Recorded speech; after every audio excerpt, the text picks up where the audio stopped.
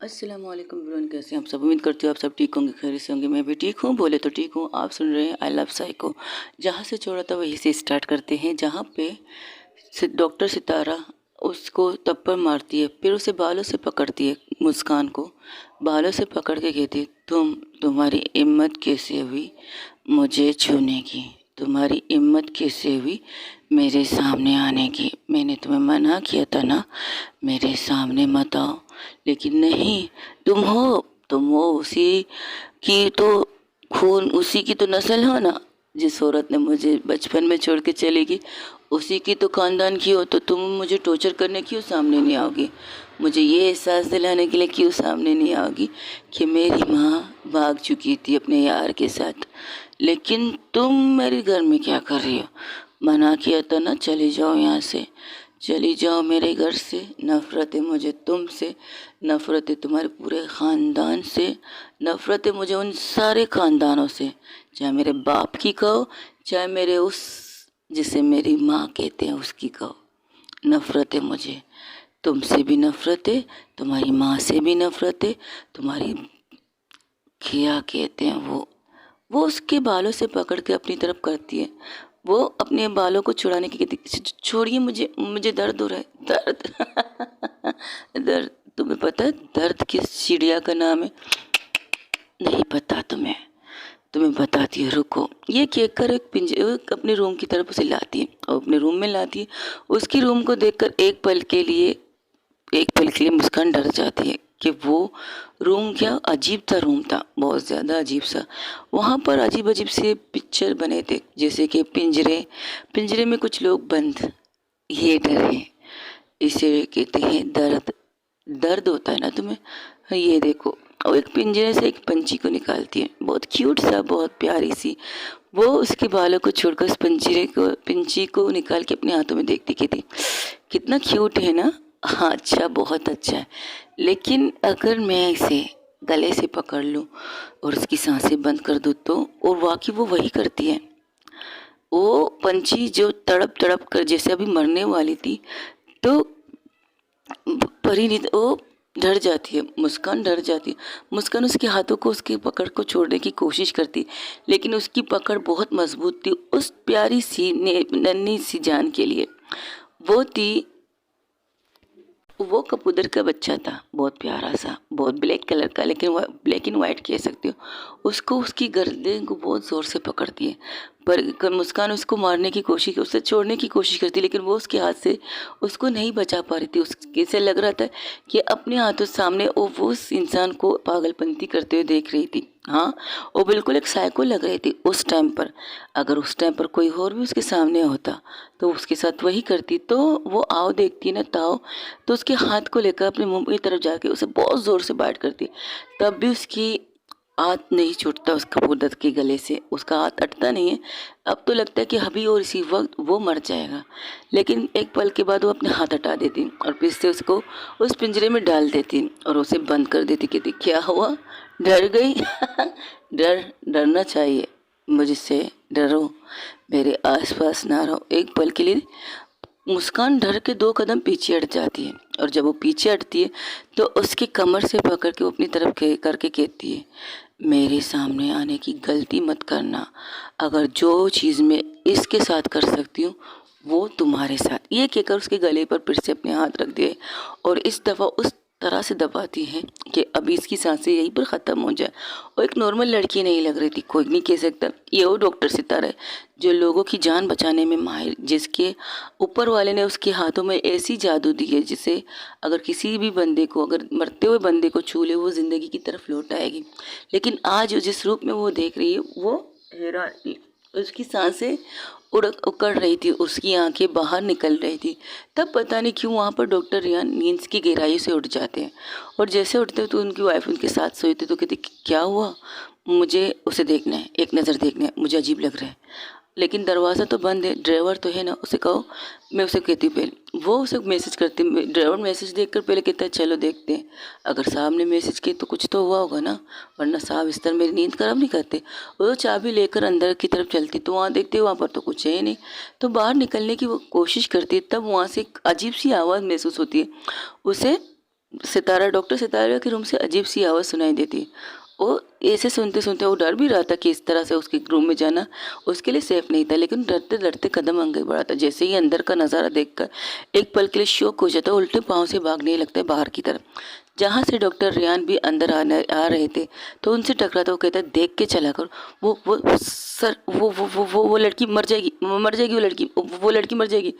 जैसे ये सुनती है, डॉक्टर रियान उसे साइड में करके उस रूम की तरफ जाते जिस रूम की तरफ वो इशारा कर रहा था। जैसे ही वहाँ का अंदर एंटर करते और वहाँ की नज़ारा देखकर उसकी भी सांसें ऊपर की ऊपर नीचे की नीचे हो जाती। वो भाग कर आके सितारा के पास कहती, छोड़ो इसे, मार दूंगी इसे मैं आज मैं इस किस्से को ख़त्म कर दूंगी। ये मुझे टॉर्चर करने लगी है। हॉस्पिटल में देखना मेरी मजबूरी है, लेकिन इस घर में मुझे देखना इसे पसंद नहीं है। मैं इसे आज के दिन मार दूंगी, बहुत बहुत ज़्यादा मारूंगी। इन्हें वो दर्द एहसास दिलाऊंगी जिस दर्द इन्होंने मुझे दिया है। मेरे ज़ख्मों में अब भी वो दर्द नासूर बन के चढ़ता है। अब भी मुझे मेरी पीठ पर वो ज़ख्म याद आते जो इसकी माँ ने मुझे दिए। उन्हें करद करद के मैं ताज़ा करती हूँ। आज वही दर्द उनको देंगे उसकी बेटी की लाश के तौर पर। जब उसकी बेटी की बेजान लाश उनके सामने जाएगी ना, तो उन्हें पता चलेगा दर्द किस चिड़िया का नाम है। मैं इसे मारना चाहती थी। वो उस पंछी की तरफ इशारा करती। डॉक्टर रियान हैरान थी तो अपनी बीवी को इशारा करती। उसकी बीवी वो पिंजरा खोल के उस पंछी को लेकर किचन की तरफ जाती, जहाँ पर उसे कुछ चीज़ें करने लगती है। तुम्हें मैंने मना नहीं किया है, बेज़बान जानवरों के साथ ऐसा कुछ मत करो। मैं कर सकती हूँ। जब आप मुझे नॉर्मल इंसानों के साथ करने नहीं देंगे तो मैं बेज़बान जानवरों को मारूंगी। तुमने किसी को मारा है? नहीं, आज ही तो लाई थी डेमो के लिए, लेकिन ये मिल गई तो मैं इस पर अपना असर निकालूंगी। अपनी चीज़ें निकाल के मैं सुकून से आज सोऊंगी। आज मैं अपनी जीन इंजॉय कर रही थी ना, लेकिन नहीं, ये आगे बोलने के लिए जब होश संभाला था, अब तो उसकी आंखें भी बंद होने लगी थी। तब डॉक्टर रियान देखते हैं मुस्कान की कंडीशन बहुत ज़्यादा और उसके नब्ज़ को चेक करते, लेकिन उसके हाथ को छुड़ाने की कोशिश करते। मैंने कहा छोड़ो सितारा, छोड़। बिल्कुल नहीं, मैंने कहा छोड़। बिल्कुल नहीं। तो वो अपने पीछे अपनी बीवी को देखते जिसने एक इंजेक्शन सितारे के कंधे के साइड के नीचे हाथ के ताज पर लगा दिया था। तो उसे देखकर एक लंबी सांस लेती है और उसे पकड़ती है, और एक पल के अंदर ही अंदर सितारा उसके बाहों में झूल जाती, डॉक्टर रियान के बाहों में। डॉक्टर रियान अपनी वाइफ को देखकर कहते, तुम इंजेक्शन कब लाई थी? मुझे पता था इसकी ज़रूरत पड़ेगी, इसलिए मैं इसे लाई हूँ। अब मैं उस बेचारी कबूतर को देखती हूँ। ये कहकर वो बाहर की तरफ चली जाती है। तब डॉक्टर रियान घूर के डॉक्टर मुस्कान को देखते हैं। वो बहुत मुश्किल से डॉक्टर सितारा को उसके बेड पर सुलाते हैं। उस पर कंबल ओढ़ के उसके रूम से बाहर निकल के उसके हाथ को पकड़ के खींचते हुए बाहर निकलते हैं और कहते, मैंने तुम्हें मना किया था ना, आज के दिन उसके सामने मत जाओ। उसकी सांस अकड़ रही थी, उसकी सांस लेने ही नहीं जा रही थी। तब उसकी वाइफ कहती रियान की, छोड़ो तो सही, पहले से सांस तो लेने दो, बाद में अपना गुस्सा इसके ऊपर निकाल देना। अब बैठने दो इसे, लो पानी पियो। वो पानी पी रही थी। वो पानी पीते पीते बहुत मुश्किल से अपनी अकड़ी हुई सांसों को ठीक कर रही थी। वो कहती, ये क्या था? वही जिसे देखने के लिए तुम्हें मना किया था। मैंने प्यार से कहा था कि आज रात उसके सामने मत जाओ। अगर आज मुझे बेचैनी नहीं होती तो तुम्हारी लाश हमें सुबह मिलती और मेरी बेटी को डॉक्टर को पुलिस स्टेशन लेके चले जाते। उस पर तरह तरह की बातें लगती और उसे पक्का पागल होने की सर्टिफिकेट मिल जाती तुम्हारी बेवकूफ़ी की वजह से। बट ये ऐसी नहीं है, ये ऐसी नहीं थी। ये बोलो, ये ऐसी नहीं थी। इसे ऐसी बनाया तुम्हारी फैमिली ने, तुम्हारे ख़ानदान ने, तुम्हारी माँ के ख़ानदान ने। रही सही कसर उसके बाप के ख़ानदान ने पूरी कर दी थी। ऐसी बना दी उसे पागल का टेक देकर, साइको का टेक देकर उसे ऐसा बनाया। और तुम अब भी कहती है तुम्हें उससे प्यार है। मर जाओगी इसके हाथों से, तुम्हारी लाश भी शायद अब मैं किसी को ना मिले। अपनी बेटी को बचाने के लिए मैं कुछ भी कर सकती, चाहे इसके लिए मुझे तुम्हारी लाश को टिकाने क्यों न लगाना पड़े। तब उनकी बीवी कहती, ये क्या बकवास कर रहे हो? और नहीं तो क्या, जब प्यार से कहा था इसे समझ में नहीं आया था ये बात। अब अपनी सांसें ठीक करके दिखाओ और उस पंछी को बोलो, आप सुबह इसके बारे में उससे बात करेंगे, रोकेंगे आपको इस चीज़ को। मैं तो रोकूंगा ही, लेकिन क्या वो रुकेगी? वो नहीं रुकेगी। अगर उसे जानवर नहीं मिले तो वो इंसानों पर अपनी सारी कसर निकालेगी। तो निकालने दो उसे, उन बुरे लोगों पर अपनी कसर निकालने दो जो निकालना चाहती है। आप रोकोगी नहीं। जानवरों को बस बचाओ। वैसे मेरी बेटी ने आज तक किसी जानवर को मारा नहीं, लेकिन आज मेरे सामने मेरे आंखों के सामने उसका गला। पहले अपने गले को ठीक करो, फिर उसके गले की फिक्र करो। उसने फिर छोड़ दिया था ना उसे, पूरी तरह से उसको मारा तो नहीं ना, छोड़ दिया। सोचो अगर वो हम टाइम पे नहीं आते तो तुम्हें तो आज रात तो मरना पड़ता ना बेटा। वो उनको घूर के देखती है। मैं सही कह रहा हूँ, मैं गलत नहीं कहता, एकदम सही कहता हूँ। वो तुम्हें मारने वाली थी अगर हम टाइम पर रहा पहुँचे तो। Thank you so much. It's okay. अब सुबह तुम उसके सामने मत जाना। ऐसा करो आज रात तुम हमारे साथ हमारे घर में रहो, और हमारे आने से उनसे निकलने से पहले हॉस्पिटल निकलो। हो सके तो हॉस्पिटल में सबके सामने पहले नंबर पर तुम मत आना, पीछे रहना, कि कल हॉस्पिटल भी जाएगी। हाँ, और रूटीन उसकी अलग है, रात को कुछ और होती है, दिन को कुछ और होती है। तो ये तो मेडिकल प्रॉब्लम है ना। हाँ है, मेडिकल प्रॉब्लम है। उसका इलाज भी चल रहा है, उसे मेडिसिन भी दिया जा रहा है। अभी जो इंजेक्शन उसे दिए थे उसे कंट्रोल करने के लिए दिया गया था।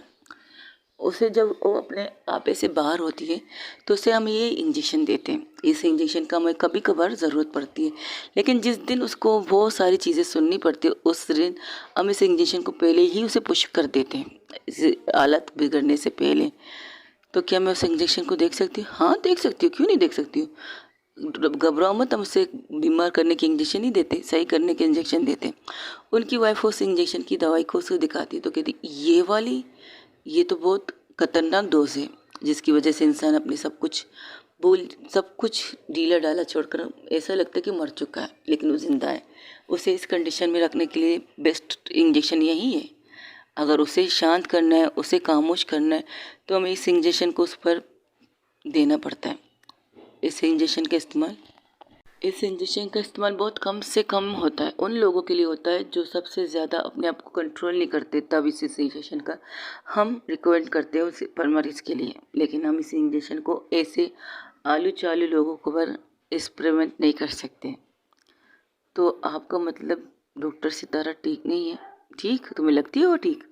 तुम्हें एक नॉर्मल लड़की लगती है वो एक पागल लड़की लगती है। कभी कभार वो हद से ज़्यादा साइको बन जाती है और सामने वो भी नहीं देखती जो उसे देखना चाहिए। चाहे उसके बाद जब वो उस रूप में आती है तो हमें उसे कंट्रोल करना मुश्किल हो जाता है। ऐसी होती है वो। बाकी सुबह वो बिल्कुल नॉर्मल लोगों की तरह होती, नॉर्मल है, लेकिन लोग सामने वाले देखकर उसे पागल ही कह सकते हैं और कुछ नहीं। लेकिन आइंदा से तुम इसके रूम में इस तरह नहीं आओगी। मैं आई नहीं, मुझे लाई थी। चलो, लेकिन जब मैं तुम्हें मना करूँ कि आज के दिन उसके सामने मत जाओ, लेकिन मैं नहीं आने वाली थी। मैं मम्मा कसम कहती मैं नहीं आने वाली थी। मुझे गिरने की आवाज़ आई थी और कुछ चीज़ टूटने की आवाज़ आई थी तो मैं आई थी। उनके हाथ ज़ख्मी हैं, उनके हाथ पे कांच लग गए। जब ये सुनती डॉक्टर रेहान फिर से रूम की तरफ जाते और देखते वाकई उसके हाथ से अब भी ब्लीडिंग स्टार्ट हो चुकी है और एक कांच का टुकड़ा उसके हाथ के अंदर था। उसे लेकर बैठती है, वो अपने ग्लासेस जो मेडिकल बॉक्स था उसका सितारा का उसे खोलती है, अपने उसके अंदर से ग्लव निकाल के पहनती है और उस कांच को उस चीज़ निकालती है और बड़े मुश्किल से, जिससे उसकी एक सिसकी की आवाज़ वो सुनती है। एक पल के लिए डॉक्टर रेहान उसके दिल में तड़प उठ जाती है जो नींद की गहराइयों में भी थी, लेकिन उसके दर्द को महसूस डॉक्टर रेहान कर रहा था। और बाहर खड़े होते हुए डॉक्टर मुस्कान, उसकी आंखों में भी आंसू आ जाते। तब मिसेस रेहान कहती देखो, हम जो कह रहे उसे समझो और सोचो। तुम इस घर में अब मत रहना प्लीज़। नहीं, मैं रहूँगी। मैं उन सारे दर्दों को, उन सारे जख्मों को मरहम लगाना चाहती हूँ जो मेरी वजह से उसे लगे थे, जो मेरी गलतियों की वजह से उसे लगे थे, मेरी खामोशी की वजह से उसे लगे थे। अगर उस दिन मैं कह देती कि हाँ उसने मुझे किस नहीं किया था, मैंने उसे किस किया था फर्स्ट, फिर रिटर्न उसने मुझे किस किया था, तब वो इतना बढ़ता नहीं, तब उसे वो ज़ख़म नहीं मिलते जिस ज़ख़म की वो हकदार नहीं थी। वो ज़ख़म उसको नहीं, मुझे मिले थे। फिर जब बाद में सोचने बैठी थी तो मुझे सारी गलती अपनी लगी थी। मेरी ये गलती कि मैं उसे इस्तेमाल कर रही थी अपने इस कामों के लिए, अपनी चीज़ों के लिए। मेरी मम्मा चाहती थी मैं एक परफेक्ट बेटी बनूं, परफेक्ट ऐसी बेटी जो उसे सारे काम आते हैं, और मैंने अपने काम के लिए उससे दोस्ती की नाटक कोशिश की थी। नाटक किया था। फिर दोस्ती में पता नहीं मेरे उसमें क्या नज़र आया, उससे मुझे पसंद करने लगी। जब एक दफ़ा मेरे दोस्त ने कहा तुम्हें लगता है नहीं तुम्हारी ये कज़न तुम्हें अजीब नज़रों से देखती है। मैंने कहा नहीं, और कहने की नहीं, वो तुम्हें उस नज़र से देखती है जो एक बॉयफ्रेंड अपने गर्लफ्रेंड को देखता है। तब मुझे गौर करने लगा तो मुझे भी लगा कि हाँ वाकई मुझे वो उसी नज़रों से देखता है। तो मैंने इसी चीज़ का और ज़्यादा फ़ायदा उठाया, उससे प्यारी प्यारी बातें करने लगी। उससे बात करते करते पता नहीं उस दिन क्या हो गया था, मुझे क्या हो गया था कि मैंने उसके होठों पर अपने होंठ रख दिए, किस करने लगी थी। लेकिन जब वो किस रिटर्न कर रही थी तो मैंने देखा मेरी मम्मा रूम में आ रही थी, तो मैंने उसे पुश कर दिया। ये कहकर क्या बदतमीज़ी है, उसे बहुत कुछ सुना कर। जब मेरी माँ ने ना आओ देखा न ताओ उसे मारना स्टार्ट कर दिया था, बेदर्दी से मारा था। एक पल के लिए मैं भी डर के कोने में खड़ी हो गई। अगर मेरी मम्मा को ये पता चले कि मैंने उसे किस करने से उकसाया तो मेरा क्या होगा। शायद वो मुझे इतना नहीं मारती जितना उसे मार रही होगी, उसे मार रही थी। तब मैं अफसोस से कोने में डर के चुप हो गई थी। अगर उस वक्त डॉक्टर रेहान उन्हें ना लेके जाते तो शायद वो बच भी नहीं पाते। मेरी मम्मा पता नहीं किस चीज़ का गुस्सा उस पर निकाल रही थी, बहुत ज़्यादा निकाल रही थी। वक्त चलता रहा, वक्त का पहिया किसी और के लिए रुकता नहीं था। ओ डॉक्टर मुस्कान अपनी लाइफ के बारे में बता रही थी। ऐसे ऐसे रातों को मुझे नींद आना बंद हो गया था। मुझे उसकी चीख, उसकी दर्दनाक रोने की आवाज़ सोने नहीं देती थी। बहुत ज़्यादा मेरी कंडीशन ख़राब हो गई थी। 4 रातों में हॉस्पिटल में एडमिट थी। डॉक्टर मेरी कंडीशन देखकर हैरान थे और मुझसे पूछते तुम कोई बात है जिसे तुम अपने अंदर से छुपा रही हो और दबा रही हो। उसी डर की वजह से तुम्हारी रातों की नींद और तुम्हारी सेहत में मसले हो रहे हैं। मैंने बहुत कोशिश की बताने की, लेकिन हिम्मत नहीं हो पाई, बहुत ज़्यादा हिम्मत नहीं हो पाई। फिर जब मुझे इनकी कंडीशन के बारे में पता चला था मैं टूट गई थी बहुत ज़्यादा, कि उनकी मौत और ज़िंदगी में पहुंच गई थी मेरी वजह से, मेरी एक छोटी सी गलती की वजह से। फिर पता नहीं कैसे वो मजाक मेरी ज़िंदगी बन गई। मैं सच में उनसे प्यार कर बैठी। उनकी रोने उन्हें चीखने के दर्द को देखकर मेरी दिल में उनके लिए नरम सी एक जगह बन गई। इतनी मोहब्बत में अगर आज करती हूँ तो करती रहूँगी। वो मुझे जितना भी दर्द देगी, जितना भी तड़पाएगी, शायद उन दर्दों का हिसाब होगा जो दर्द मेरी वजह से उसे मिले, मेरी एक गलती की वजह से। वो गलती थी लेकिन वो मेरी ज़िंदगी की सबसे खूबसूरत गलती थी जो मैंने की थी, और उस गलती को मैं जीना चाहती हूँ हमेशा हमेशा के लिए। मैं उसके साथ रहना चाहती हूँ, उसके उन तकलीफ़ों को, उन ज़ख्मों का मलहम बनना चाहती हूँ जो मैं नहीं बन पाई उस टाइम पर। मैंने देखा था मेरी मम्मा उससे कितना काम करवाती थी और वो एक्स्ट्रा मेरे काम भी करती थी। मेरे स्कूल के कामों से लेकर मेरी यूनिफॉर्म, मेरी सारी चीज़ें वो रखती थी, बिल्कुल एक लाइफ पार्टनर की तरह। ऐसे कि जैसे कि वो मेरे लिए, मुझे पता नहीं अपने लिए क्या मानती हो, मुझे ऐसा लगता था। लेकिन जब से मैंने उसको देखा, जब मैं हॉस्पिटल में थी, उसी हॉस्पिटल में शायद उसे लाया गया था एक दिन के लिए किसी टेस्ट वगैरह के लिए, कि वो हॉस्पिटल में नहीं हो रहा था, इस हॉस्पिटल में होने वाला था। तो मैंने जब उन्हें देखा, उनकी कंडीशन देखी, उसी वक्त मुझे अपनी उस दर्द का, उस चीज़ का एहसास हुआ जो मैंने उसे दिया है।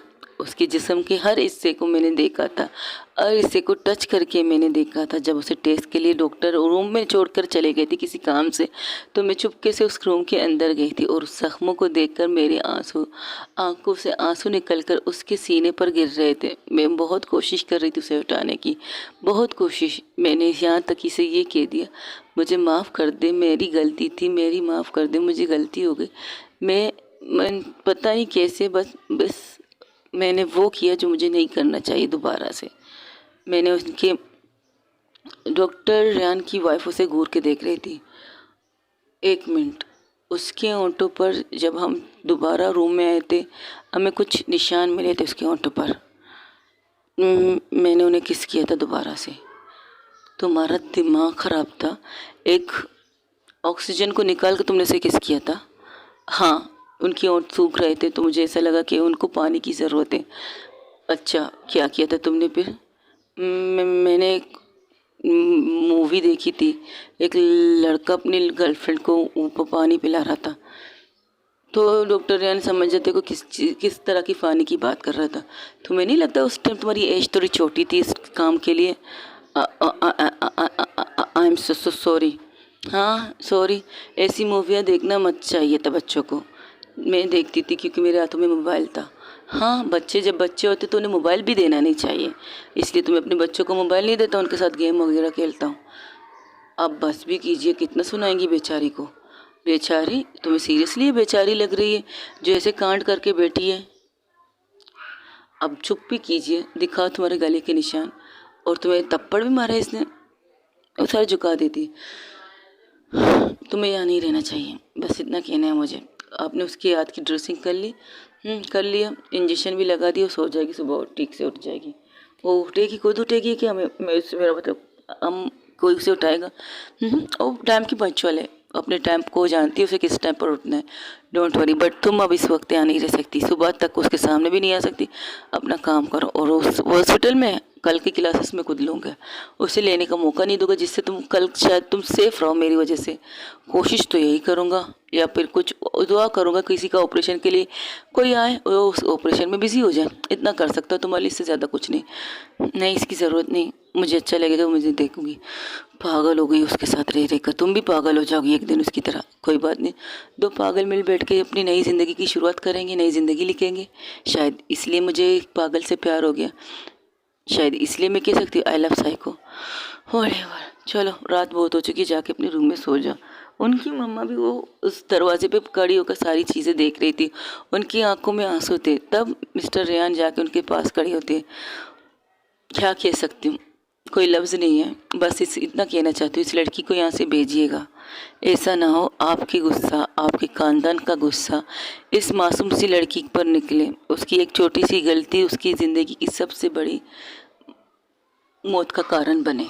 आज जो कुछ हुआ, जो कुछ नहीं होना चाहिए था, मैंने पहले ही से बता दिया कि आज के दिन ना उसके सामने आ पाती हो ना वो हो जाए। लेकिन फिर भी बेवकूफ़ ने उसके दर्द और उसकी तकलीफ़ को महसूस करके वो बाहर निकली थी। लेकिन अगर ये यही रही ना, तो उसकी ज़िंदगी का कोई भी गारंटी मैं नहीं दे सकती, क्योंकि इस कंडीशन में अब वो रोज़ मिलेगी आपको।